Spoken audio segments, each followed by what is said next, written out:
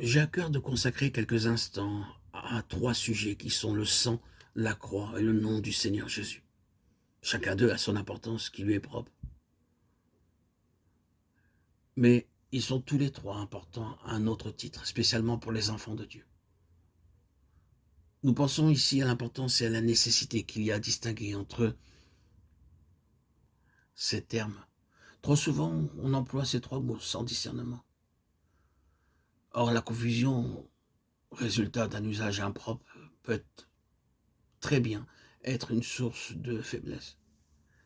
Et notre marche en avant en est retardée d'autant. Quand on part pour la guerre, il est important de savoir de quelles armes on va avoir besoin, comment il faut les choisir, de quelle manière. Il conviendra de les utiliser. C'est une situation fort embarrassante d'avoir entre les mains une arme d'une certaine espèce et de s'apercevoir en pleine mêlée que ce n'est pas celle dont on aurait besoin.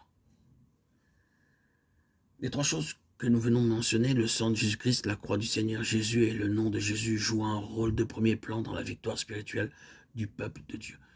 Il est donc essentiel que nous soyons à même de comprendre quelle est la signification spéciale qui s'attache à chacune d'elles et quelle est leur valeur au point de vue pratique.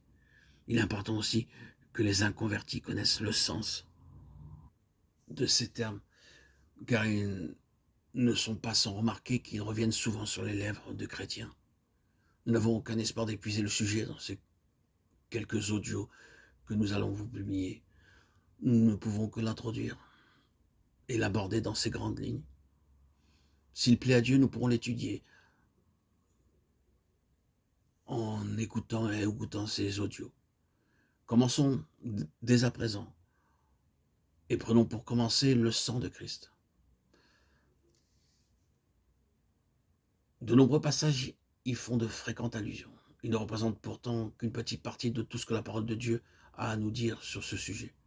Le sang du Seigneur Jésus, c'est ce que nous avons d'emblée à souligner, se rapporte en tout premier lieu au péché et à la rédemption qui donne la vie.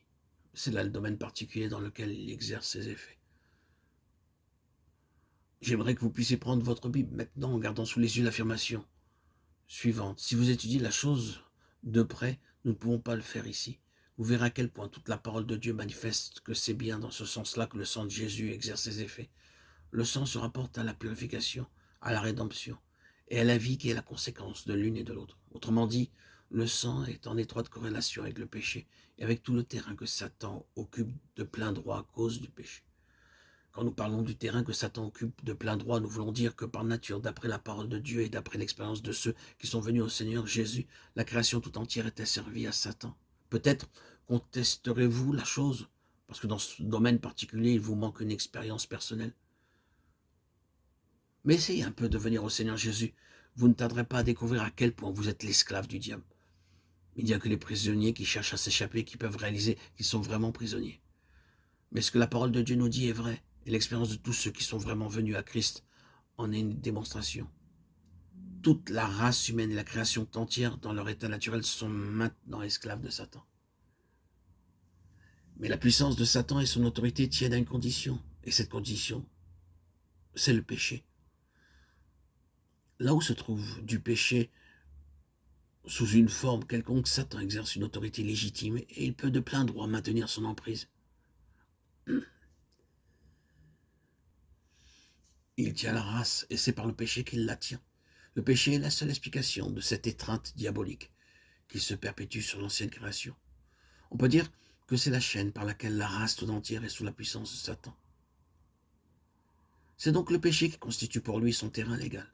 Toutes les prérogatives dont il jouit de plein droit ont pour principe l'état dans lequel l'homme est tombé par son péché. Péché contre Dieu, obéissance à Satan. Le sang, donc, se rapporte au péché et à tout le terrain légalement occupé par Satan. Condamnation et mort. Tels sont peut-être les mots qui qualifient le mieux cet état de fait. C'est par ces deux mots que l'apôtre, dans les 3 premiers chapitres aux Romains, récapitule sa magnifique argumentation.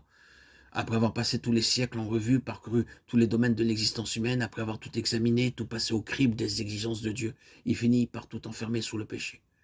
Il n'y a pas de juste nom, pas même un seul. Et par l'esprit, il prononce le verdict. Tous sont sous la condamnation et par conséquent, tous sont sous la mort. Ce sont ces deux mots qui représente le terrain légal, qui permet à Satan de tenir la race dans la servitude. Si quelqu'un n'est pas sauvé, la première chose qu'il lui faut, c'est le sang de Jésus. Il n'y a pas d'autre recours possible pour lui. Sans effusion de sang, il n'y a pas de pardon. Le pécheur inconverti consciemment ou non est véritablement un esclave du diable, un prisonnier de Satan. Peut-être ne le sait-il pas, mais cela ne change rien à l'état de fait. Or, le sang de Jésus touche à cet abîme de condamnation et de mort, dans ce sens qu'il est du côté de la vie, l'instrument du rachat de la condamnation et de la mort. Ici, rachat veut dire la rédemption. Reconnaître le sens et la valeur du sang de Jésus, tel est, pour l'inconverti, le tout premier pas du côté de la délivrance. Nous ne parviendrons jamais jusqu'à Dieu par un autre chemin.